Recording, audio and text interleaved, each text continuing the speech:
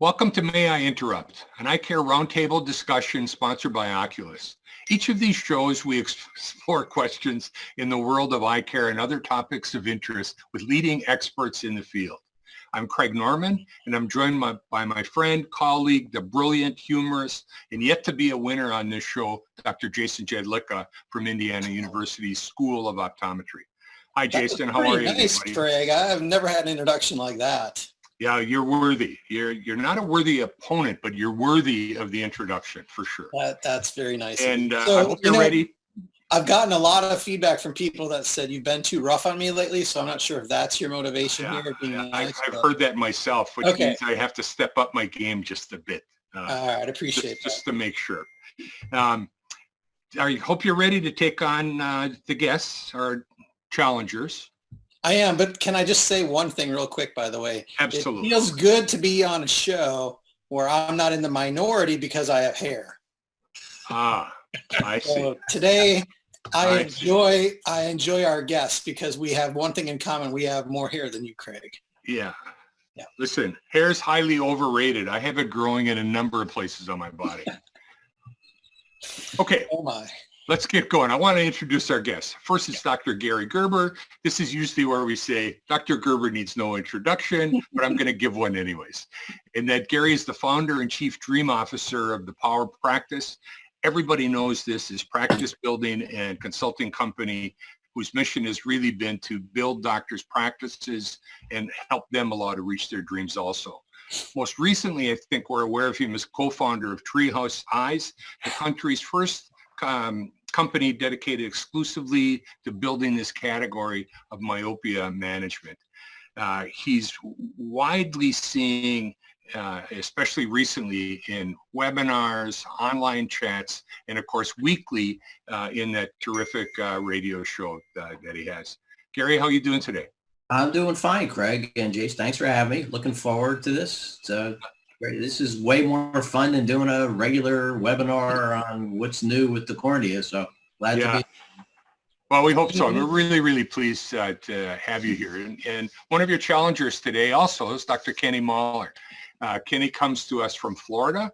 He's a graduate of the Illinois College of Optometry, and he moved to Florida shortly thereafter, opened up a practice where he specializes in contact lenses. And he's really one of the premier guys today in the area of topography and contact lens design, and in fact, played a significant role in developing and teaching the WAVE lens design system. Kenny, how are you today? Doing great, Craig, and thanks for having me. And Jason, I appreciate the invite. I think it's going to be a lot of fun today. So I'm looking forward to it. Hey, Ken, is that really what's behind you right now? No, it's not. Back window? No, I'm sorry. Oh, okay. Oh, it's not. One demerit right off the bat, trying to fool us right off the bat. Yeah. By the way, Craig, you got to loosen up a little bit with the bells. You should have given Gary and Ken one already for their comments. So. Really? Be a little more generous. There you go. There you go. There we go. Thank you. I hear another bell. Huh. Uh-oh. Anyways, here we go. Let us explain what's going on here. We have three segments. In the first two segments, I'm going to ask a question of the three of you. That question will be pertaining to the area of myopia management today. All three of you that have tremendous expertise in this particular area. Each of you are going to get 3 minutes or so to talk about something. If you really present an excellent point, you'll hear this bell. That will give you the point. If you act up, and Jason will demonstrate what that means, there will be demerits given, and I'll subtract it. We will be tracking these points throughout, and then at the end, there will be a declared winner, and you will receive absolutely nothing for winning.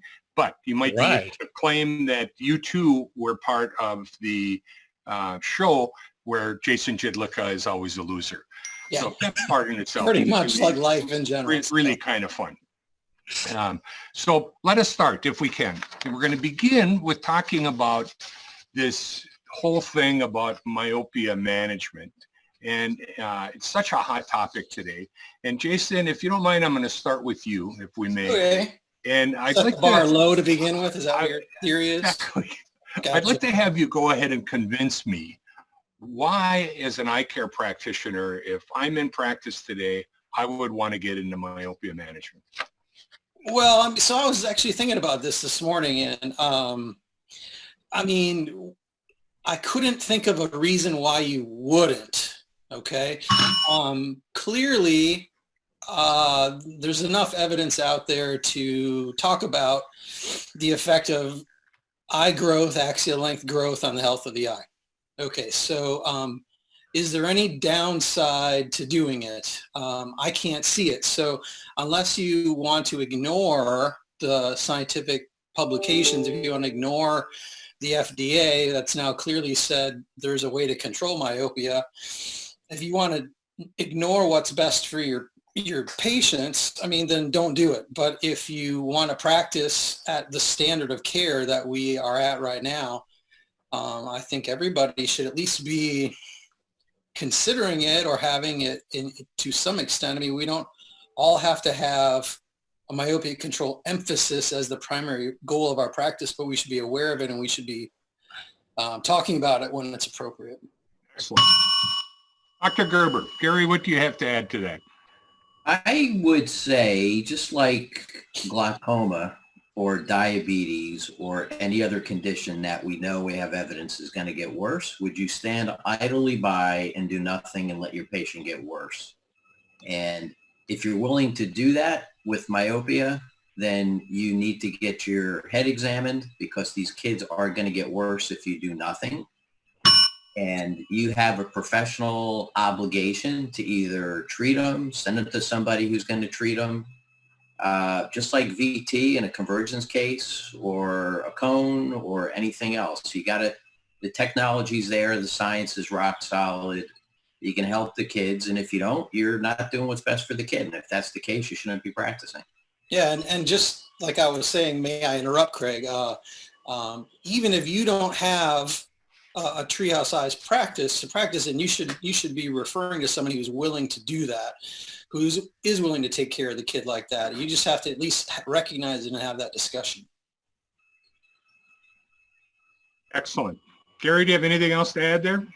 The only thing I want to add is when you hit my bell, can I have a cowbell instead of a regular bell? Because I want more cowbell. More cowbell. That was funny. And I get a point for being funny. Yeah. Okay, good. Another one that thinks he can keep score. I like you already, Gary. You can come in Gary, anytime. you're the guest here. I'm the scorekeeper. You're the guest, okay? Let's get that straight. I keep my own score too, But Gary. Jason also keeps it. He's like the auditor. But I usually win when I keep my own scores. So. Exactly. Ken Mahler, what do you have to say? All Can you right, clear Craig, up what these two guys have said? Well, first I want to get out of the way. I think Jason deserves to lose a point already because he went ahead and commented about the lack of hair on your head. Now, Okay.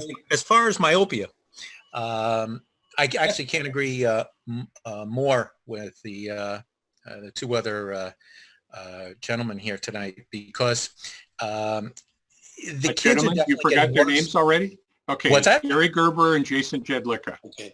Yeah, You can what- lose a point what- too, Craig. Take one off for you. The kids are definitely going to be getting worse. We've seen this. It's actually on the rise from where I had started this. I've been involved with Ortho-K and controlling myopia back in the 90s. And so we've only seen an increase in the rate of progression, as well as the numbers. You're looking at more people becoming myopic, and more of them are becoming higher myopes than they were before. The science is rock solid that we really see the risks associated with this increased myopia. And I've always practiced from the standpoint that you do what's best for the patient, period. And if it's a service that I don't offer, I refer it out, and I'm quick to refer that out, because unlike most of my colleagues, I do not take care of any back of eye disease like glaucoma and the like. And as soon as I see something like that, that goes directly to someone who can properly provide that type of care for that patient. And the same is true here with this type of problem, where myopia is causing all of this pathology. And if you are not taking care of it, you need to get these kids to someone who can take proper care for them and prevent them from going down that path. So I agree wholeheartedly. Going back to your original point is why wouldn't someone do this in their practice? Not everyone wants to devote the resources of their practice to something like myopia control, whether it's the instrumentation or the education that's required to properly administer this. Being able to stay on top of all of the latest studies. We've seen a lot of changes in the last 10 and 20 years as to how we approach this type of a topic. And they may not be interested in really staying on top of that, unlike the guys here. And so if, in fact, that's something they don't want to add into their practice or get full steam ahead into this, refer that out to someone who can take proper care of it. But to ignore it, I think, really is a disservice to the patients that they're taking care of. Yeah. Excellent. Thank you. I mean, we can't be all things to all people. So you be good at what you're good at, and what you're not good at, you let someone who is good at it do it. That's fine. Absolutely.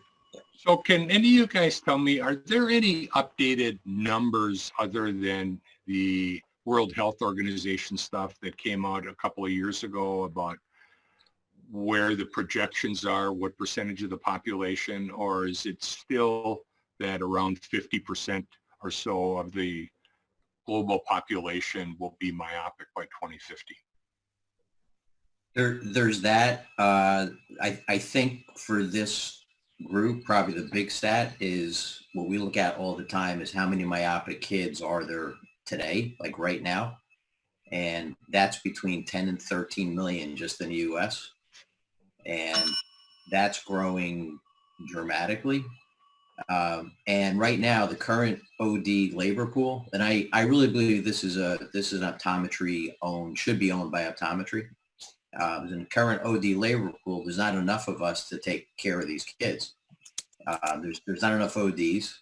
And if we took care of 100,000 of these kids every year, there's more kids coming into the pipeline. We'll never catch up. So we got to really step up our game. But yeah, it's a lot. It's probably 10 to 13 million just here in the U.S. for kids.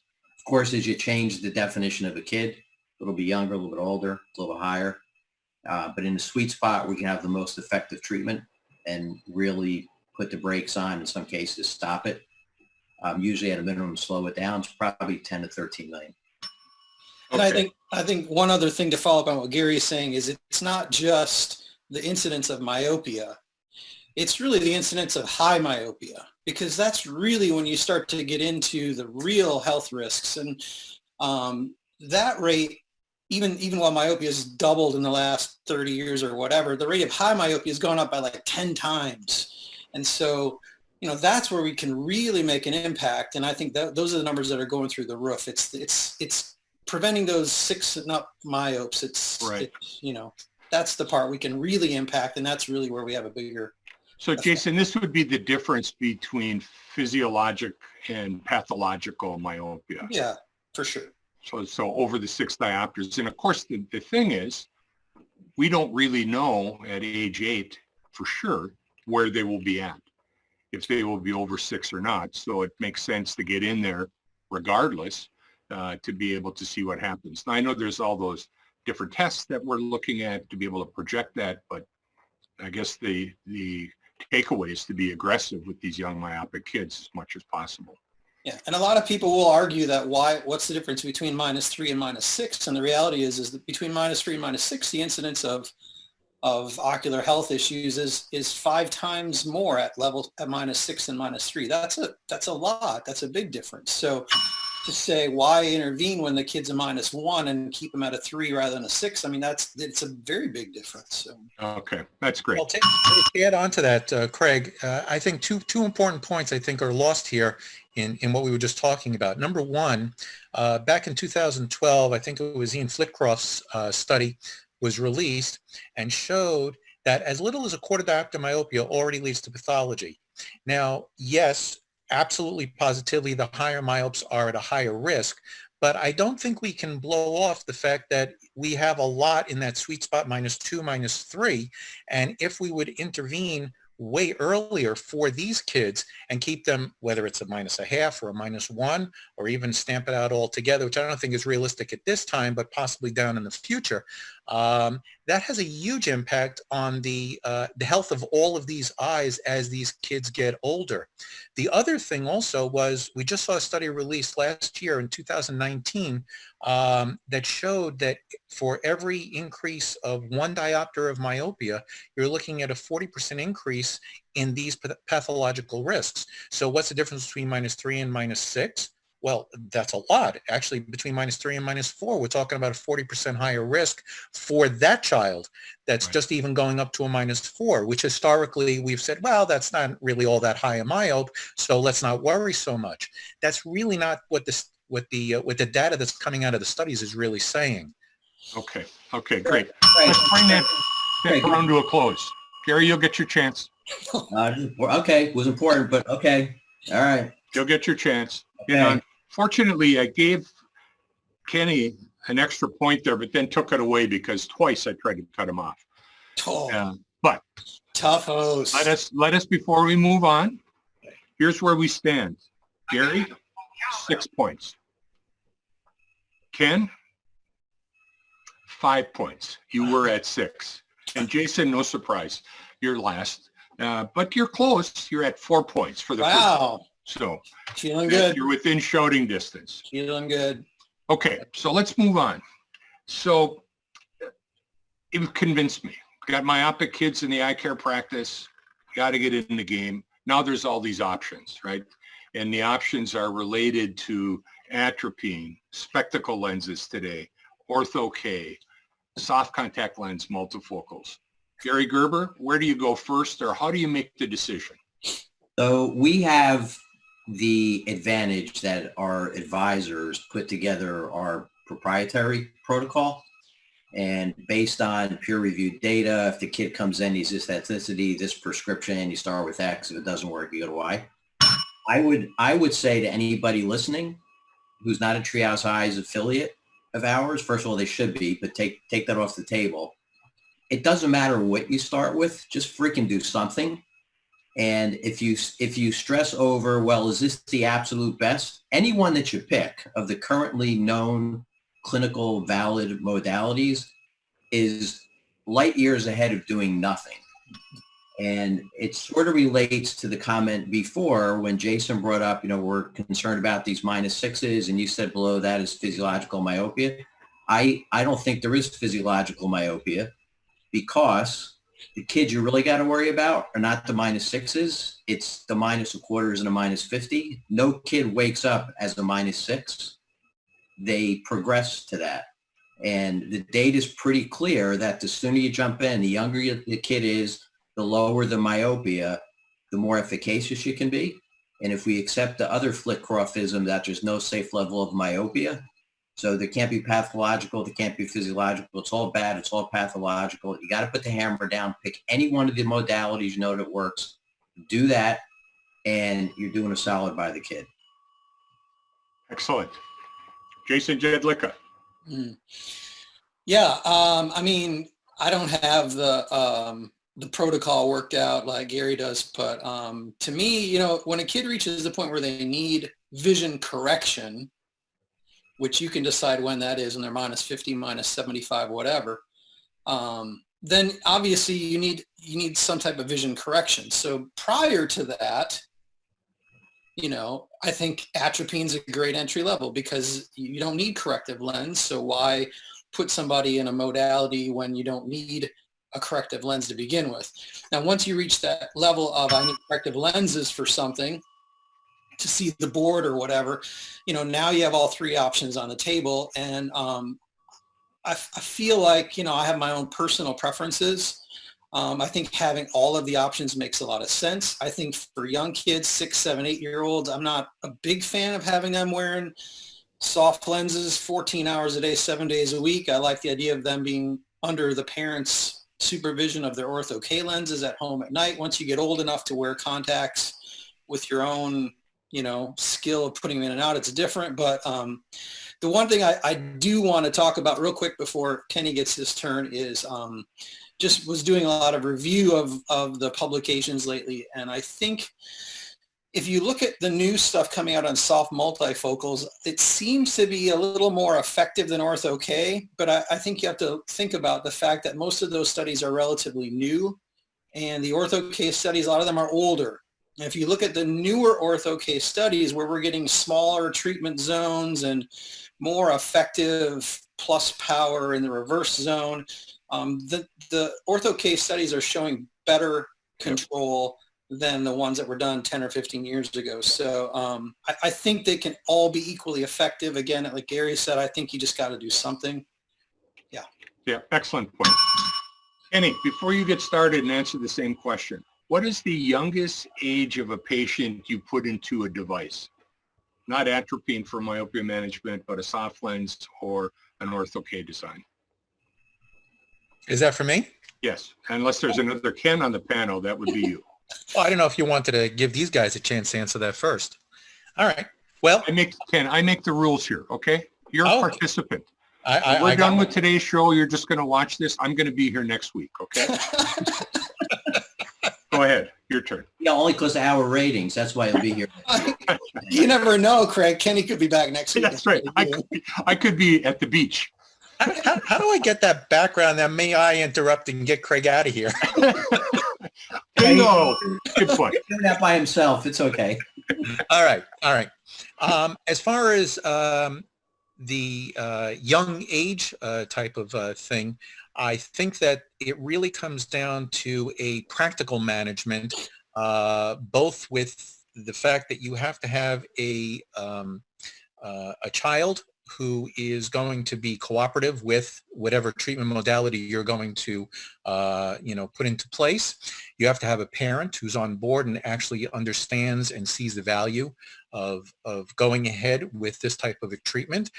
For example, I think that from a purely scientific standpoint, it would be absolutely fantastic to take every 5-year-old that's showing up as plano and start them on myopia control, because we already know they've fallen off the bridge.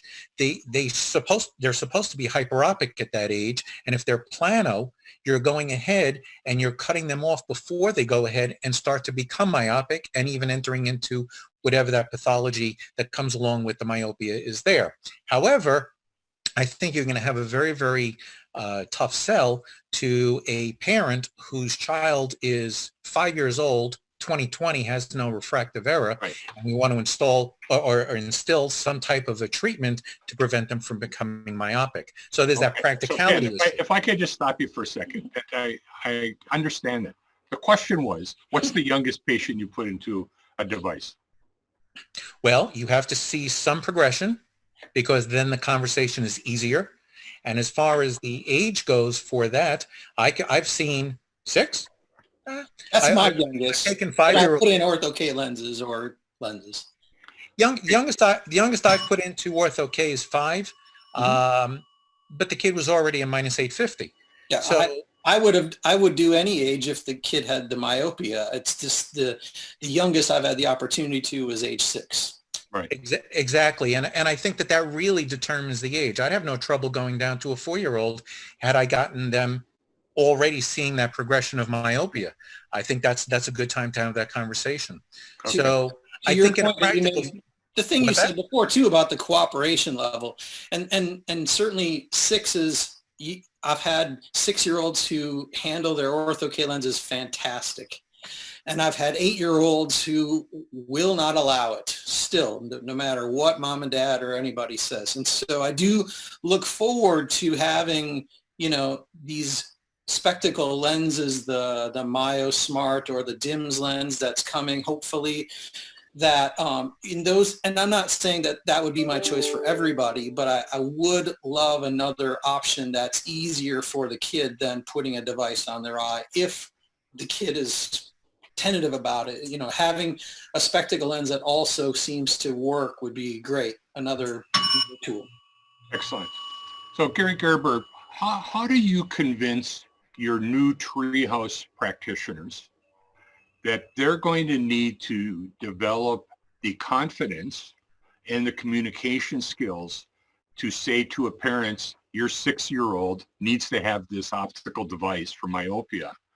And it's going to change the way your life is at home every night because of it. Yeah, you know, the doctors that we work with, is just like when you recruit employees. It really starts with the interview. When we talk to these docs, we're not trying to get every doctor to join or to partner with us. We got to get the right docs. And our vetting process, where they let us know things, how many myopic kids, what other subspecialties he doing, technology, all that sort of stuff. A lot of it is the one-on-one interviews that we do with them. And we bring up questions just like that. It's almost like a job interview. And it really, Craig, it really comes down to, do they have the eye of the tiger to help these kids? Do they really think that a kid coming in with minus 75 is not normal? Is that bad? And if they inherently believe that to be the case, then they're going to be fine. We just, at that point, we need to give them the tools, the documentation, the paperwork, the informed consent, the yada yada, all the steps that are not in place in most primary care practices. But if they believe in their heart that myopia is a disease that's got to be taken care of, regardless of the amount, regardless of the age, for kids, then we can train them to get the words out of their mouth, which is a big problem with optometry. They're afraid to have discussions like that, and in a lot of disciplines. Yeah. Okay, very, very good. So I'd like to follow back up with just a second, Gary Gerber, if I can. So now the COVID thing, we're in the middle of it right now. It seems like things are changing and reopening, and we're starting to hear the term reentry occurring pretty often. How do you see that happening in the relatively near future for those states where optometry is back to opening the door and seeing patients in the next week? Is that for me? Yes. So with regard to myopia management, you're saying? In general, but then in particular for myopia management. Yeah, well, I would say in general, we've been having, the reason I got a tight schedule on this call is because with our doctors that we consult for, we've been having daily Zoom meetings to prepare them for the opening, and having a great game plan with regard to your PPE, taking your patient temperature. You're going to wear gloves when you try to put on a contact lens. What are you going to do if a patient has on a mask and you got to adjust their bridge on their eyeglasses? All this stuff is, you got to have a plan. And the key thing is, you got to, if you're going to open, say, May 15th, you want to bring your staff in about a week before, and you want to do a soft launch of all these things with simulations. We've had a couple doctors that have opened already, and they said by far the best thing that they did was opening early with just their staff and kind of pretending, if you will. And with myopia management, I think this COVID thing, if there's any silver lining, I think it really is for myopia management. First of all, these kids have been inside, so we know that kind of sucks, right? And not so much by making myopic kids worse, but just the low hyperopes, to Kenny's point, are going to become less hyperopic and cross over into the dark side faster. There's excess screen time. Parents are super aware of that. So there's a lot of awareness around this. Parents don't know what's bad about screen time, but they know something is inherently bad to having this kid sit on the computer all day long. And the doctors have had time to get their clinical chops together. So instead of binging on Netflix, they can get some myopia education. And the last thing is, what a great high margin business proposition for the practice to see one myopic kid instead of 7 patients that are arguing about their managed vision care plan, and they got to pay an extra 6 cents to get the nose pad adjusted. Excellent. Excellent. Thank you. Kenny, how about you? What are your plans coming up here? Well, since I have a lot of these kids on specialty lens, as well as I have a lot of other specialty lens patients, I've been really in constant contact with a lot of them because they still actually need some care. A lot of this really just can't sort of be put on hold. So I've been dealing with a lot of that during this entire process.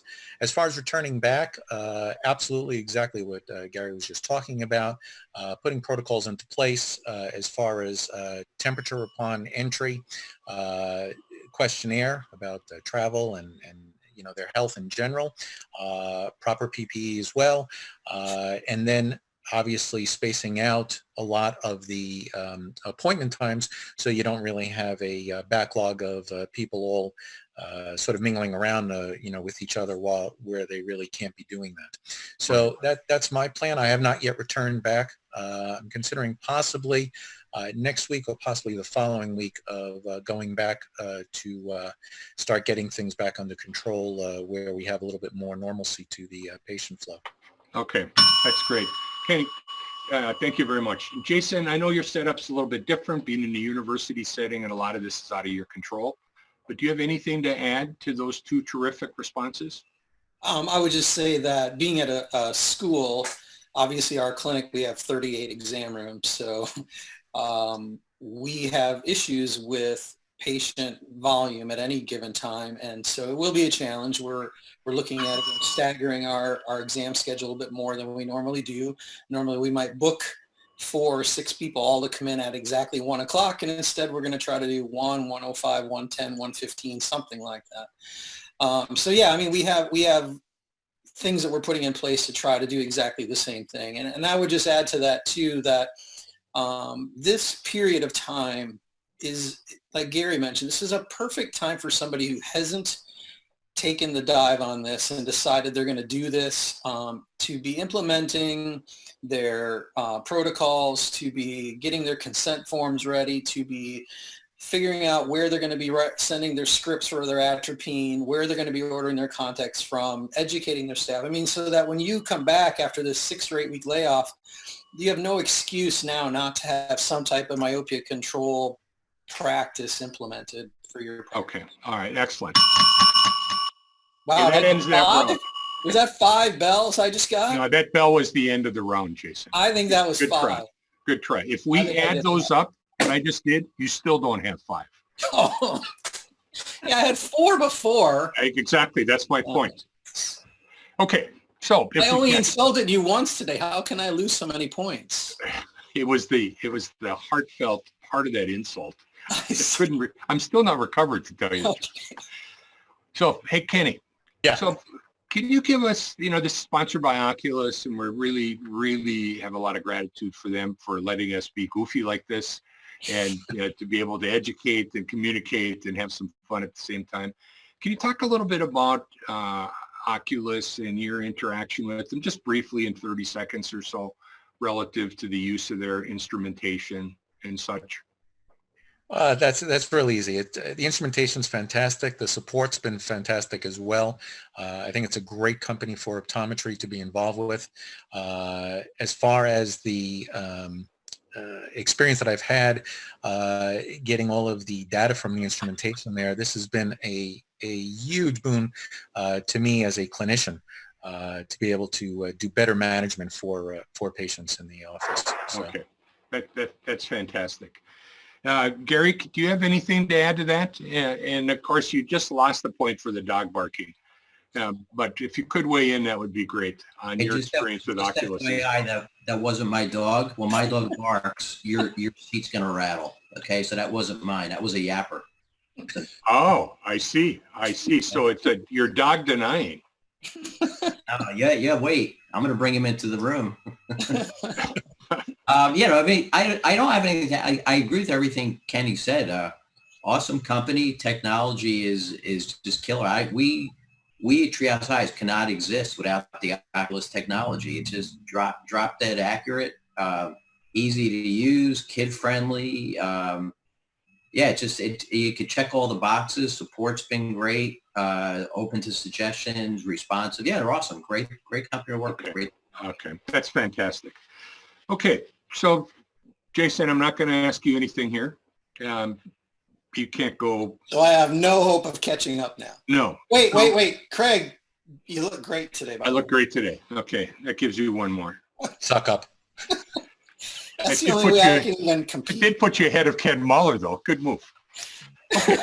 Gary, you have 13 points. Ken, you have 9. And Jason hit double figures. First time in the history of the event he's had double figures. Yeah, This is phenomenal. Could be. Okay, so now let's get to what we really wanted to chat about today, is over and above the expertise that both you fellows bring to the table here relative to myopia management, is you both have an interest in music. And Jason, if you want to start it off, do you have any questions at all for our guests? No, I don't have anything. You don't have anything. Okay. You got all the questions, Craig. I do want to say one That's thing. a lost point for Jason. Wait. No, wait. I do want to say one thing, though. And by the way, Kenny, thank you so much for the Bach music that you've been emailing me. I appreciate it. I have listened to it all. A couple weeks ago, we were on a webinar, and we were talking about Yes and Emerson, Lake and Palmer. You remember that? Yep. Okay. The band is Asia. You remember Asia, right? Of course. They had, that's, who is in Asia? It was, It was a super band, a couple of those guys. yeah, it was the one of the guys from Emerson, Lake and Palmer, and one of the guys from Yes, and a couple other guys. So that's who I was trying to think. I knew there was a band that had guys from both of those groups that had come together. Jason, we're going to give you a point there for tying in myopia management, myopic kids, and Asia. Excellent. Thank you. Oh, that's good. Wow. Wow, that was probably your best move so far. That should be worth 2, because I don't have any chance to get any more. Okay. All right. So Ken, let's start with you. Well, Tell us a little bit about your before I experience start, in music. Yeah, well, just before for, I start, I wanted to answer Jason's thing there on Asia. Yeah. You'd be happy to know, and Gary, you being a fellow keyboardist, you'll appreciate this. Jeff Downs was the keyboardist for Asia, and I have his Yamaha TX system. I have that one as a souvenir. That was the unit he was using. That's part of my rack. Here. Wow. All right, The real one? Ken just When done he all- was with what band? With Asia or before With that? Asia. With Asia. That's really cool. All right, I relinquished my all my points to Ken because I'm out. Shark Tank, I'm out. Gary, you're dead to me. All right. okay. Ken, talk to us a little bit in just a minute or two. Your interest in music, you were part of a band, is that correct? Did you travel in the band, or what was the deal there? Yes, I did. Back when I first moved to Florida, this was all before optometry school, I earned a living as a professional musician. I used to play all the clubs up and down the coast here down in Southeast Florida, and it was a great time. It was a lot of fun. The lifestyle is a little bit different than obviously what I do now as a professional eye doctor, but it was fun nevertheless. And a lot of that stuff is actually translated to what I currently do now as well. A lot of the art that I bring to lens design and all comes directly from all the same type of stuff that I did when I was playing professionally. Right. So you're designing it still on a keyboard, is that what you're saying? And Well, different there's kind of that similarity? Different You can kind take of a point for that, Craig. You won. Okay. And then, before I move over to Gary, do you play at all now? Oh, absolutely. I still play and compose, but I do it in my home studio. I just don't have time to be out and about. Gary has that all over me. My hat's off to him, but I just can't do that now with my schedule with with patient care and running the practice. Yeah. But I still do play, and I still practice every day, and I still compose. Do you record? You record your music too? Yes, I do. Yeah. Recording has really become fantastic because of the technology of being able to bring it all down into a home studio where you really can get professional results, and you don't have to take equipment to a real studio to do that any longer. That's been a huge plus for the musician to be able to do that stuff at home. Okay, great. Gary, tell us a little bit about the Gary Gerber musician. It's a similar start to Ken.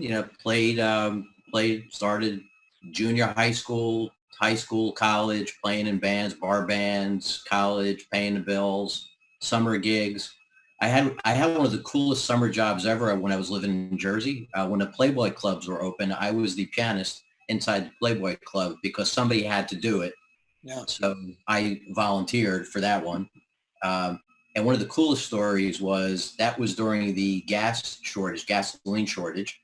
And I had to drive about an hour and a half to the club in Great Gorge in New Jersey. And this was during my first and second year of optometry school. And I had a 65 Pontiac Catalina that I was driving. I got like 3 miles to the gallon. And I told my boss, if I drive home like after the Friday gig, I don't know if I can make it back Saturday because I might not be able to get gas in the car. He said, why don't you stay over for the weekend? So there I was studying optics by the pool, surrounded by Playboy bunnies. Somebody had to do it. So that's kind of how it started. And once you get a taste of that, you don't want to like go back to optometry school, but I did.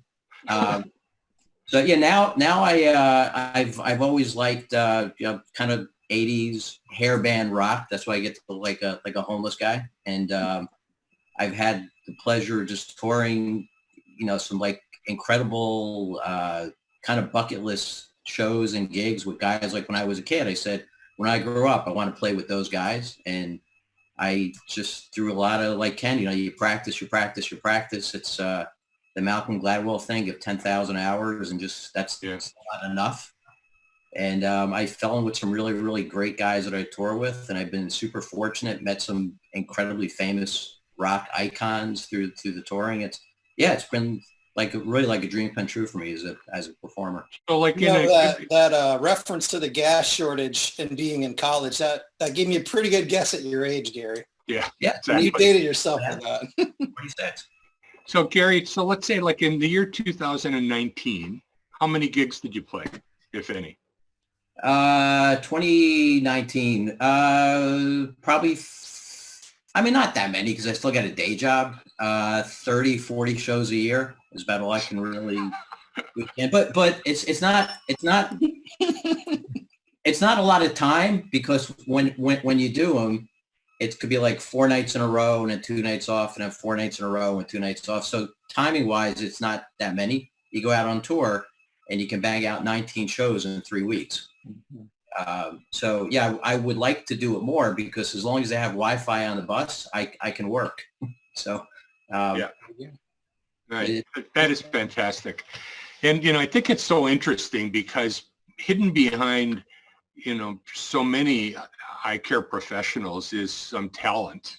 Other than Jason, and that this ability to dig in a little bit deeper, I think, into that and learn about your work and your hobby and being able to still do it both for Ken and for Gary still today. Hey, I was going to say, Craig, in 2019, I listened to 21 albums in a 19-day period. Fantastic. And that was just in the I'm just saying that's my talent for music. I can listen to music with the best of them. Yeah. So really, really fantastic. Okay. So gentlemen, we're going to wrap this up at this point. Before we go into closing comments, the clear-cut winner is Dr. Gary Gerber. Thank you. That, as I said, you win nothing, but that's right. We'll clap for you. Did a little thing. I gotta have more cowbell. Okay, that's 2 demerits. Upstage. Luckily, you had a big lead. Yeah, exactly. Ken Mahler, 13. Nice. But Jason Jedlicka tied you. So Jason, a high note, and Ken, your low note is nobody ever tied Jason before.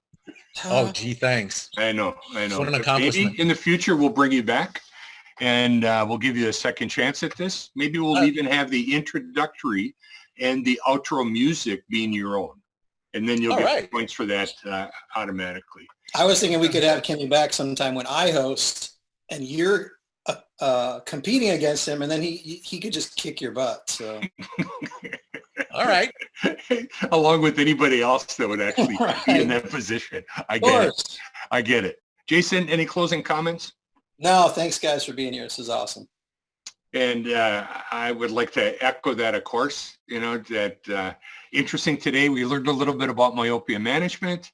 We learned a little bit about the differentiation of the products and when to use them or when not.